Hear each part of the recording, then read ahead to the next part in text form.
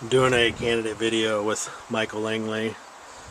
Let's see if he answers the door. Oh, he did answer the door. I just found my other glasses. Yesterday I tried to come here and he pretended he wasn't home, and I looked through the window and I saw him hiding. So, all right, let's get this show on the road.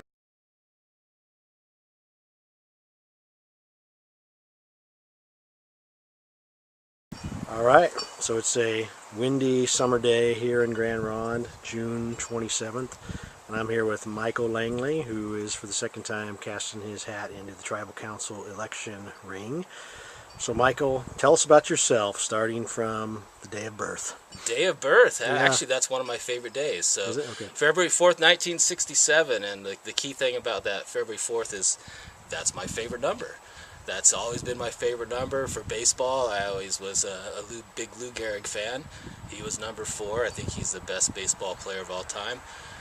My first two boys were born on the 4th, one September, one December, and my third was supposed to be born September 4th, but I think his mom didn't want those boys to celebrate a birthday on the same day, so she held out, so he was born a little bit later. Is July 4th your favorite holiday? July 4th is not my Okay, favorite so, holiday. Gotcha. Okay, so it's probably Christmas then, right? Or New Year's? Okay, Or your so birthday. to be honest, my favorite holiday is Thanksgiving because there's no gifts involved.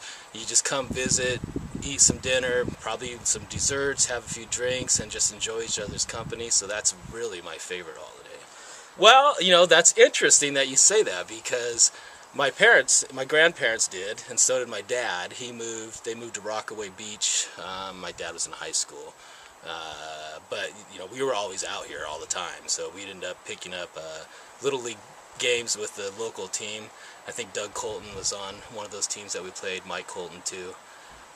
That's, you know, so we always had ties back here either way. So where did you spend your formative years? Where did you grow up? Tillamook, Oregon. Tillamook. Born and raised. Graduated there in '85, which is, you know, a little ways away from current. And where did you go after that? Portland State, I went to for accounting at Portland State, and then I lived in Portland until I had my baby, so I didn't want to raise the kids in Portland, and we moved to Rainier, Oregon. Bought some property there. It was really inexpensive, so we had 5 acres and a 3-bedroom house. So when did you come to Grand Ronde?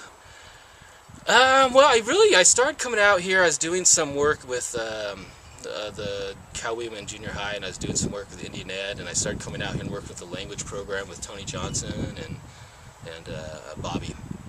And Language? You did the language program? I did, yeah. That was 2000 through 2005. So you speak Chinuk?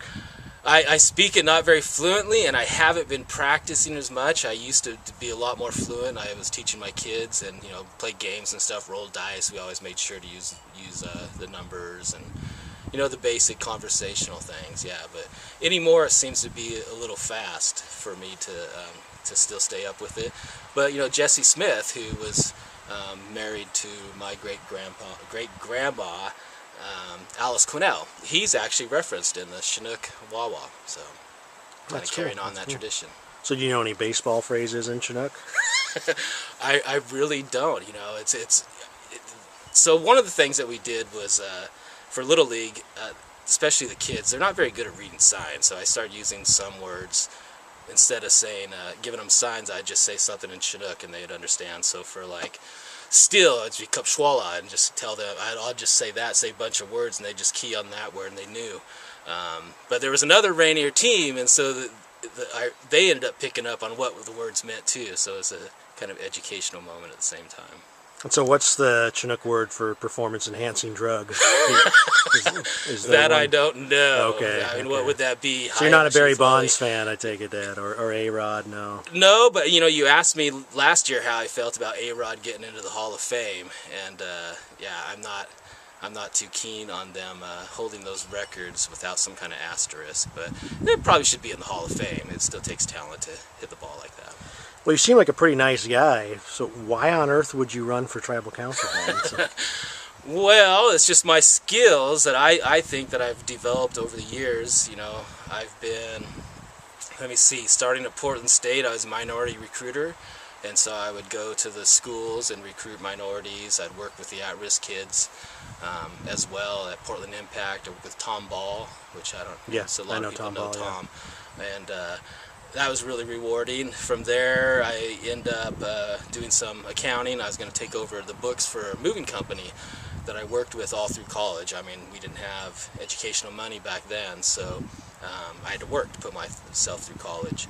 And they were a very good company to work for. They had a sister company that sold steel case furniture, and I kind of went back and forth between them.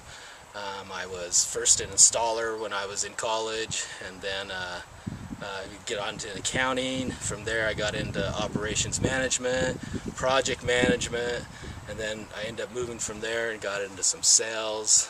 So all those things are a well-rounded background that I think serves me well for my current career, which is in internal auditing for the casino, where I've been for the last 8 years. And that has been a really interesting industry to learn a lot about. So how does being an auditor uniquely qualify you for the job? How does that make you a better counsel candidate than like me? Well, outside of my charming good looks compared to you, I would say it would be,